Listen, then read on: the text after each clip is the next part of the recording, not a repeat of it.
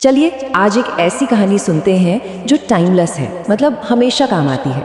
ये एक ऐसी कहानी है जो हमें ये बताती है कि हमारी जिंदगी को कौन सी चीजें शक्ल देती हैं और संगति यानी हम किन लोगों के साथ रहते हैं उसकी ताकत क्या होती है। तो इसी बात में थोड़ा और गहरा उतरते हैं। शुरुआत करते हैं एक बहुत ही बुनियादी सवाल से। आखिर हमारी जिंदगी पर सबसे ज्यादा असर किस चीज का होता है? ये कहानी इसी सवाल का जवाब देती है, वो भी बहुत ही सीधे और सरल तरीके से।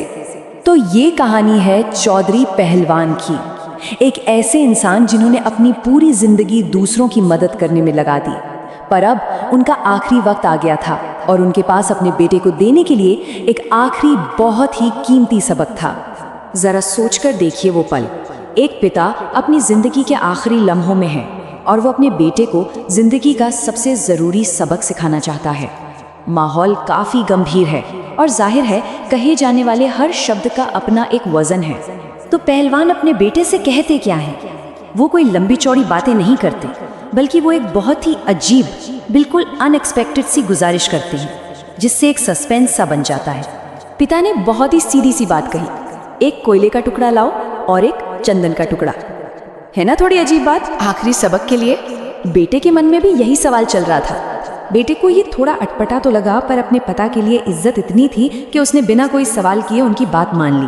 वो किचन से कोयला और घर में रखा चंदन का एक छोटा टुकड़ा ले आया और बस यहीं से असली सबक की शुरुआत होती है। जब बेटा दोनों चीजें ले आया तो पिता ने उसे अगली बात कही। उन्होंने कहा, बेटा अब इन दोनों चीजों को नीचे फेंक दो। बेटे ने ठीक वैसा ही किया और फिर जो हुआ उसी में पूरा सबक छुपा हुआ था। जैसे ही बेटे ने हाथ धोने के लिए आगे बढ़ा, पहलवान ने उसे रोक दिया और यहीं पर कहानी का पहला हिस्सा सामने आता है। पिता चाहते थे कि बेटा अपने हाथों पर लगे सबूत को देखे, वो निशान जो कहानी का पहला आधा हिस्सा बताने वाला था। पिता ने उसके कोयले से सने हाथ को पकड़ा और एक बहुत ही दमदार बात कही। सुनने में तो बड़ी सीधी सादी थी, पर उसका मतलब बहुत गहरा था। उन्होंने कहा, देखो कोयला तो तुमने फेंक दिया, पर उसका निशान, उसकी कालिक अभी भी बाकी है। तो देखिए इसका असली मतलब क्या था। पिता ने समझाया कि बुरे लोगों की संगत बिल्कुल कोयले की तरह होती है। जब वो साथ होते हैं तो दुख देते हैं और जब चले भी जाते हैं तो भी बदनामी की कालिक जिंदगी भर के लिए पीछे छोड़ जाते हैं। अब कहानी के दूसरे हिस्से पर आते हैं और देखते हैं कि ये कैसे आगे बढ़ती है। कोयले के उस गहरे सबक के बाद अब बारी थी चंदन की, जो इस तुलना का एक बहुत ही पॉजिटिव पहलू सामने रखता है। पिता ने आगे समझाया कि अच्छे और सज्जन लोगों की संगत चंदन की लकड़ी की तरह होती है। जब वो साथ होते हैं तो ज्ञान और सुकून देते हैं, और जब वो दूर चले जाते हैं तब भी उनके अच्छे विचारों की महक हमेशा हमारे साथ रह जाती है। अब ये जो है, ये इस कहानी के पूरे सार को एक ही जगह दिखा देता है। एक तरफ है कोयला जो दुख और बदनामी लाता है, और दूसरी तरफ है चंदन जो ज्ञान और अच्छी यादों की खुशबू छोड़ जाता है।